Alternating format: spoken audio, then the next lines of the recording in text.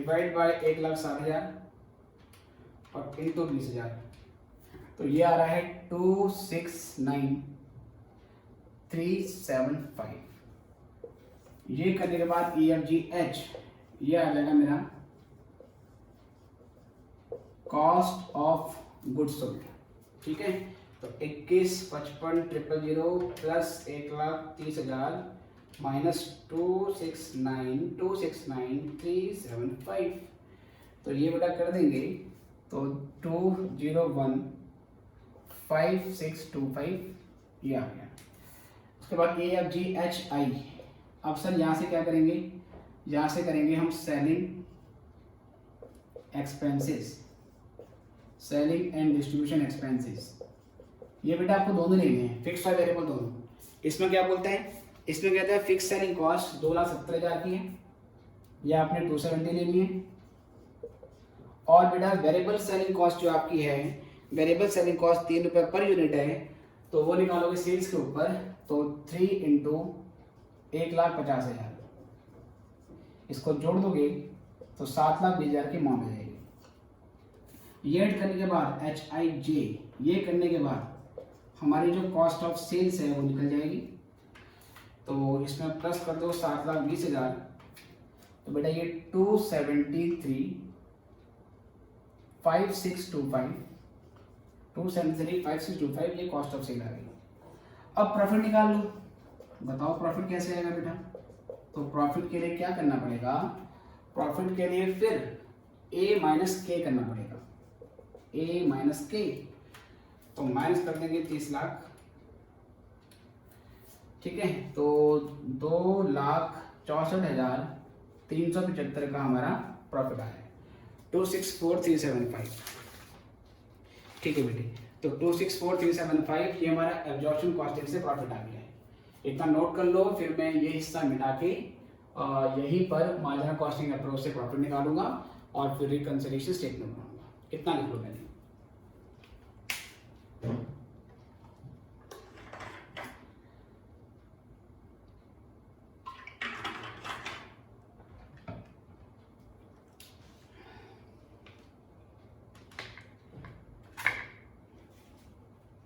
ठीक है सर, तो यार ऐसा मिटाते हैं।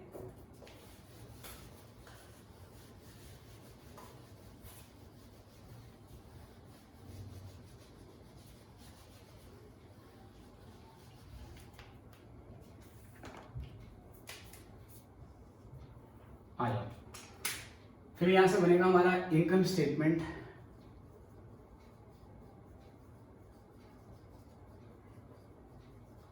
Under marginal costing approach,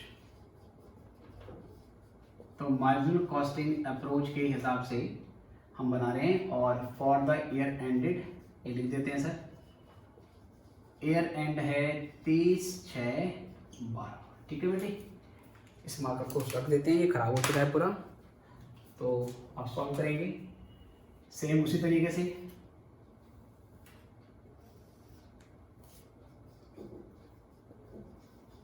particular amount, देखो बेटा पहले सेल लिखोगे, सेल चलेगी सर, सेल वही आएगी 30 लाख की।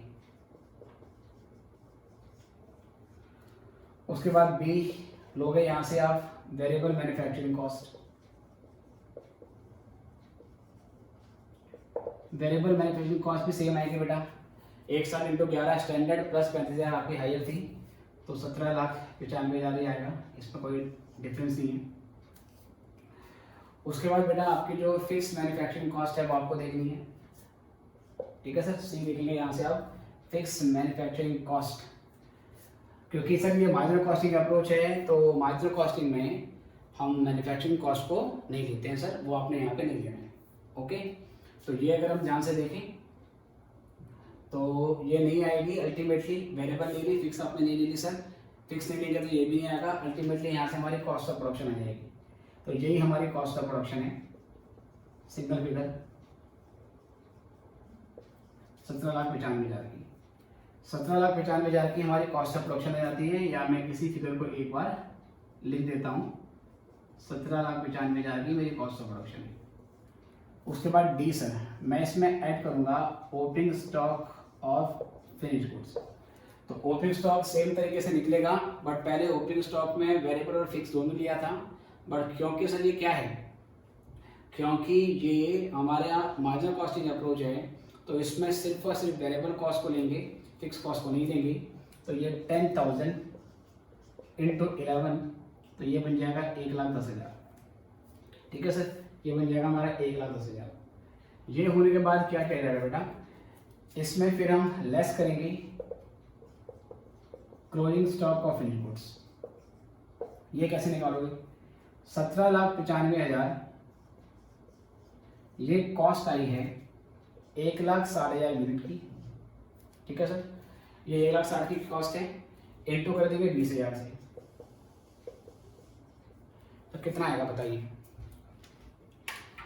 तो 17,95,000 डिवाइड बाई 1,60,000 और इंटू कर देंगे 20,000 से, तो ये हो जाएगा बेटा हमारा 224,375।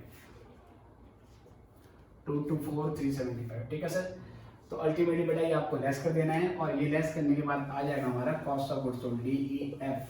ये हमारा कॉस्ट ऑफ गुड्स सोल्ड बन जाएगा। ठीक है, cost of goods sold.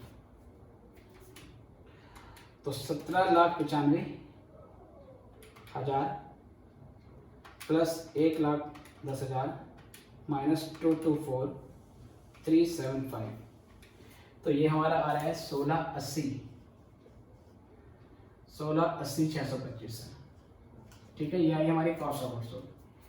AFG फिर देखेंगे इसमें variable selling and distribution expenses, तो 3 इंटू 150 के हिसाब से 4,50,000 की कॉस्ट आती है सर वेरिएबल वाली, तो प्लस कर देंगे 4,50,000, और ये प्लस करने के बाद 2,13,0625 वो आप पे ले ली सर।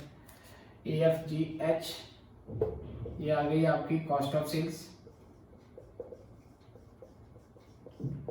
कौन सी वाली बेटा, वेरिएबल वाली, ये कॉस्ट ऑफ सेल आई है वेरिएबल वाली, AFGHI। अब यहाँ से कंट्रीब्यूशन निकालेंगे बेटे। कंट्रीब्यूशन कैसे निकालोगे प्यारे बच्चों, आपको ध्यान से देखना है। कंट्रीब्यूशन इस तरीके से निकाला जाएगा कि जो सेल्स है मतलब A है, उसमें से H माइनस करना पड़ेगा। तो 30 लाख का जो अमाउंट है उसमें से 213,0625 माइनस करोगे तो ये 869,375 का अमाउंट आता है, HIJ। उसके बाद फिर लिखोगे बेटा फिक्स कॉस्ट। फिक्स कॉस्ट में जो फिक्स मैन्युफैक्चरिंग कॉस्ट आपने पहले यहाँ ली थी पर यहाँ नहीं ली है वो लोगे, मतलब 3,60,000 लोगे बेटा, 3,60,000 लोगे। और उसके अलावा प्यारे बच्चों 3,60,000 तो आपने ले लिया, एक आपकी fix selling and distribution cost थी 270 की, वो भी यहाँ पे ले लोगे।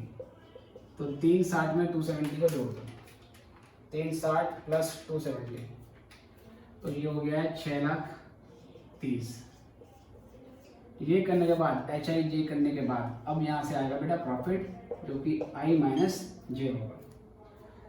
ठीक है, तो 869,375 माइनस 6,30,000 और लेस करने के बाद हमारा 239,375 का प्रॉफिट आ गया।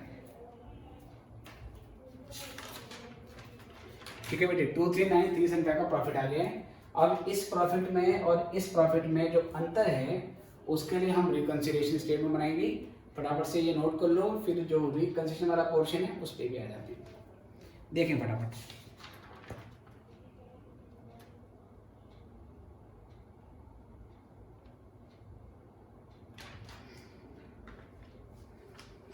ठीक है, आई गेस ये आपने कर लिया है, तो मैं क्या करता हूँ कि ये वाला पोर्शन मिटा के यहीं पर रिकंसिलिएशन स्टेटमेंट बना देता हूँ ताकि सारा क्वेश्चन आपको एक साथ दिखे। तो इसे मैं मिटा देता हूँ। अब देखिए सर, छोटा सा यहाँ पर बनाएंगे रिकंसिलिएशन स्टेटमेंट।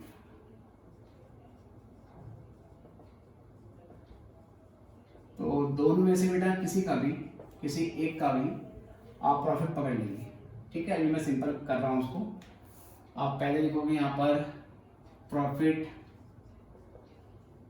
अंडर से मार्जिनल कॉस्टिंग। आप बताओगे मार्जिनल कॉस्टिंग अप्रोच में कितना प्रॉफिट है। तो मार्जिनल कॉस्टिंग अप्रोच में आपका प्रॉफिट आया है 239,375। अब बेटा यहाँ प्रॉफिट कुछ और आ रहा है, दोनों में जो अंतर होता है वो स्टॉक की वैल्यूएशन में अंतर आने की वजह से होता है। तो आपको दोनों जगह स्टॉक देखना है। स्टॉक मतलब ओपनिंग स्टॉक, क्लोजिंग स्टॉक दोनों। यहाँ बेटा हमने कितना ओपनिंग स्टॉक लिया है, चलो ऐसे देख लेते हैं। यहाँ बेटा हमारा जो ओपनिंग स्टॉक है वो 1,30,000 का है ना। यहाँ हमने ओपनिंग स्टॉक लिया है 1,30,000, जबकि यहाँ हमने जो ओपनिंग स्टॉक लिया है सर वो लिया है 1,10,000। अब ओपनिंग स्टॉक को हम एक्सपेंस की तरह ट्रीट करते हैं, क्योंकि ये इनकम स्टेटमेंट में या ऐसे बोले कि ये ट्रेडिंग अकाउंट की डेबिट साइड में आता है, एक्सपेंस आइटम मान सकते हैं। एक्सपेंस जहाँ ज़्यादा होगा वहाँ प्रॉफिट क्या हो जाएगा, कम। तो मार्जिनल कॉस्टिंग का प्रॉफिट आपने लिया है, आपको एब्जॉर्प्शन कॉस्टिंग पे जाना है, तो आप प्लस या माइनस एब्जॉर्प्शन कॉस्टिंग के हिसाब से करोगे। एब्जॉर्प्शन कॉस्टिंग में expense opening stock expense treat करते हैं, 31 दिखाया है, यहाँ पर 1,10 दिखाया है, क्योंकि एब्जॉर्प्शन में ओपनिंग स्टॉक ज़्यादा है तो वहाँ प्रॉफिट क्या हो जाएगा सर, कम हो जाएगा। कितने से, 20,000 से, क्योंकि 1,30 और 1,10 में 20,000 रुपये का डिफरेंस है। ओके सर, तो यहाँ पे क्या लिखोगे आप, less opening stock over valued in absorption costing. तो ये डिफरेंस आएगा 20 का बेटा, यहाँ ले लेंगे। क्लोजिंग स्टॉक को इनकम आइटम माना जाता है सर। क्लोजिंग स्टॉक यहाँ पर 269,375 दिखा रखा है, और यहाँ पे जो क्लोजिंग स्टॉक है बेटा वो इतना दिखा रखा है ना। तो क्लोजिंग स्टॉक इनकम है, अगर यहाँ ज़्यादा दिखाया है तो यहाँ प्रॉफिट आपका बढ़ जाएगा। तो लिखोगे add closing stock over valued in absorption costing. Difference निकाल लो सर, कितना डिफरेंस है। यहाँ पर 269,375 और यहाँ पर 224,375 है। तो ये अंतर है 45,000 का बेटा। अब ये पूरा कर लो सर, ठीक है। तो 45,000 माइनस 20,000 और जो प्लस है वो है 239,375, इसको आप जोड़ दोगे तो ये 264,375 भी आ गया है ना सर, जो कि इसके बराबर है। तो profit under absorption costing approach इतना आएगा। तो ये भी हमने क्या कर दिया बेटा, एक्सप्लेन कर दिया है। इज इट ओके प्यारे बच्चों। तो बेटे ये टॉपिक ग्रुप 2 में तो है ही, लेकिन ग्रुप 1 में नए मॉड्यूल में डाल दिया है, तो ग्रुप 1 वाले बच्चे भी इसको कर लें। अब मान के चलिए कि ग्रुप 1 का सबका लगभग सारा खत्म हो गया सर, जितना ग्रुप 1 में है वो सारा हमने कर लिया है। बस थोड़ा बहुत थ्योरी वाले पोर्शन है तो वो हम और डिस्कस कर लेंगे। तो अब आप ग्रुप 1 के बच्चे सारे क्वेश्चन उसके करें, और ग्रुप 2 वाले बच्चे इतना तो करना ही है, प्लस अभी 2 या 3 वीडियो और आएंगी और उसके बाद आपका पोर्शन खत्म होगा, ठीक है। बाकी ग्रुप 2 में मार्जिनल कॉस्टिंग के साथ ही एक ट्रांसफर प्राइसिंग नाम का चैप्टर दे रखा है, और जो वो चैप्टर अलग है लेकिन ग्रुप 2 के पार्ट में है, तो वो भी हमने फिनिश करना है, ठीक है। तो अभी के लिए इतना ही, खुश रहिए।